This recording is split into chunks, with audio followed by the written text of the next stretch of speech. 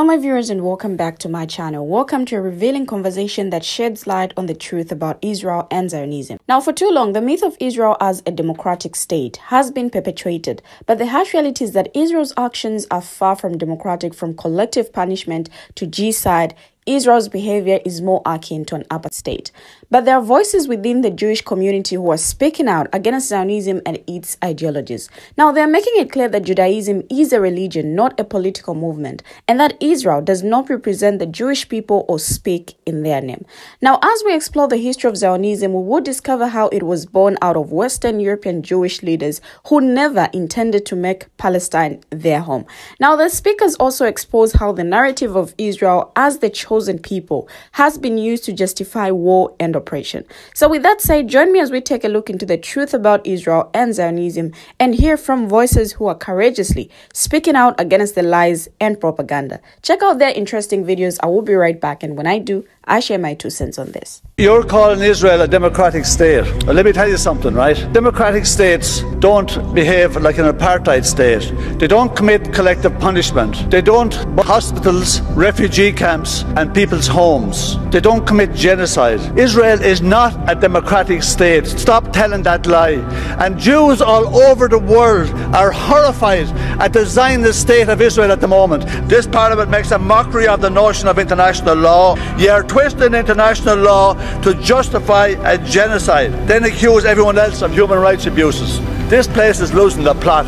Israel is right now committing war crimes against Palestinian civilians. It's engaging in collective punishment of an innocent people. Ursula von der Leyen says she's planning on the Commissioner for Defence if she's in power next term. A Commissioner for Defence means a Commissioner for War. Why don't we have a Commissioner for Peace? What started as an economic union is fast developing into a military union. The EU response to Israel's act of genocide in Gaza exposes all the talk about human rights, international law, it all sounding meaningless. Each day there's a new atrocity, continued bombing and ethnic cleansing, the blocking of aid, and now starvation has been used as a weapon of war. The EU has been exposed. Over 1,000 children have been killed in 10 days by the apartheid state of Israel. Over 1,000 children in 10 days. And our EU Commission President and the Parliament President went to Israel to give their support to the Israeli onslaught against the Palestinians. An onslaught that has taken the shape of a genocide against innocent civilians trapped in an open-air prison called Gaza. By offering unqualified support for this grossly disproportionate colonial brutality, the EU leaders and politicians have made themselves complicit in Israeli war crimes. Does the EU care about the human rights of the Palestinians? Plain. 1. Judaism is not Zionism. Judaism is a holy religion. Zionism is a heretical, political, nationalist movement. 2. Israel is not the state of the Jewish people. It's the state of the Israeli people. 3. Israel does not represent the Jews and does not speak in their name.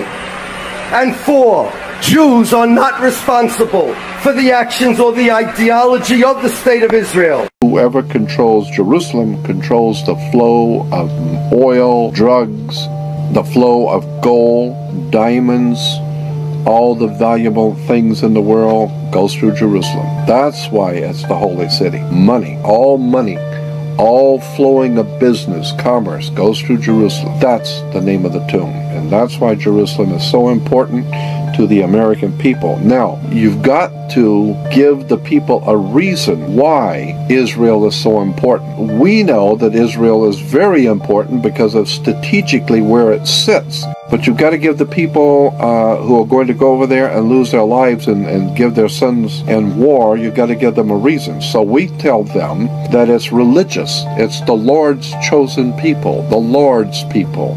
And the Lord himself has chosen Israel. And we give them a line. You'd be surprised what Americans love. They love that kind of stuff. And so we tell them, it's the Lord's will. And the Lord Jesus was there, and all the great prophets and all of that. And so we have to protect that little country, Israel, because it's the Lord's will. The largest single landmass on the earth from the northeast tip of Russia, all the way across to Central West Africa, then from England all the way across to India, and you crisscross the largest single landmass on the earth. That cross comes right through the city of Jerusalem. So much of knowledge, it's been hidden. Jewish leaders that led Zionism were made of Western European Jews who did not at all think that their place is in Palestine. They were, part of them were British aristocrats, Anglo-Jewish aristocrats. They actually shared sentiments like the ones expressed by Lord Balfour in 1905 when he was the Prime Minister of Britain, that indeed there is anti-Semitism in Central and Eastern Europe that has to be resolved. But God forbid if the result would be an influx of Eastern European Jews into Britain. They wanted to stop it. Both the Anglo-Jewish aristocrats and Balfour wanted to stop the influx of Jews, poor Jews coming. And they also, after 1905, began to think they're all Bolsheviks as well, and so on. So it was trying to make sure into which direction the flight from Russia and Poland and Romania is going. And that would be. So this, I think that's a formative period of Zionism, where Christianity, imperialism, and Jewish, fresh ideas of Jewish nationalism create together this project that says, let's colonize Palestine and create not just a British state there, but also a Jewish British state. Now, the veil is finally being lifted on the truth about Israel and Zionism. For far too long, the world has been fed a false narrative about Israel being a democratic state. But the harsh reality is that it is an apartheid state that commits war crimes and genocide against the Palestinian people. It's refreshing to hear Jewish voices speaking out against Zionism and its ideologies, making it clear that Judaism is a religion, not a political movement. Now, they are claiming their faith from the clutches of Zionist extremism and standing in solidarity with the oppressed. The history of Zionism is a stark reminder of how a political movement can be used to justify oppression and displacement. It's time to acknowledge the harm that Zionism has caused and to work towards a future that recognizes the rights and dignity of all people, regardless of their religion or ethnicity.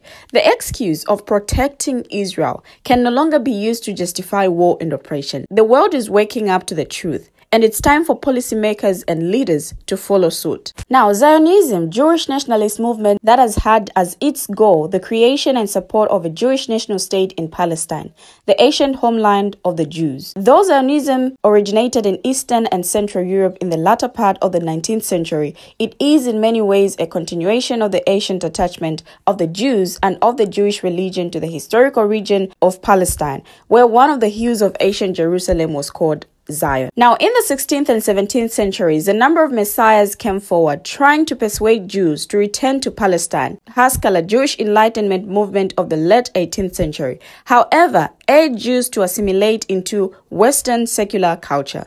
Now, in the early 19th century, interest in a return of the Jews to Palestine was kept alive mostly by Christian millenarians. Despite the Haskalah, Eastern European Jews did not assimilate, and in reaction to Tsarist pogroms, formed Lovers of Zion to promote the settlement of Jewish farmers and artisans in Palestine. A political turn was given to Zionism by Theodor Herzl, an Australian journalist who regarded assimilation as most desirable, but, in view of anti-Semitism, impossible to realize. Thus, he argued if Jews were forced by external pressure to form a nation, they could lead a normal existence only through concentration in one territory. In 1897, Herzl convened the first Zionist Congress at Basel, Switzerland, which drew up the Basel program of the movement, stating that Zionism strives to create for the Jewish people a home in Palestine, secured by public law. Now, the tired excuses of Zionism are finally being exposed for what they are, a thinly veiled attempt to justify oppression, apartheid, and violence.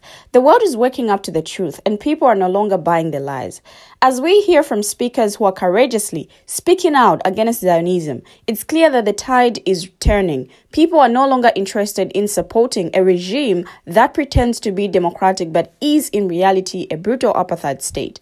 The mask is off and the world can see the truth. Zionism is not about democracy or self-determination, but about displacement, occupation, and oppression. It's time to stop hiding behind empty excuses and to hold Israel accountable for its action. The voices of dissent are growing louder, and they will no longer be silenced. It's time for a new era of truth, justice, and equality, and it's time to leave the tired excuses of Zionism behind.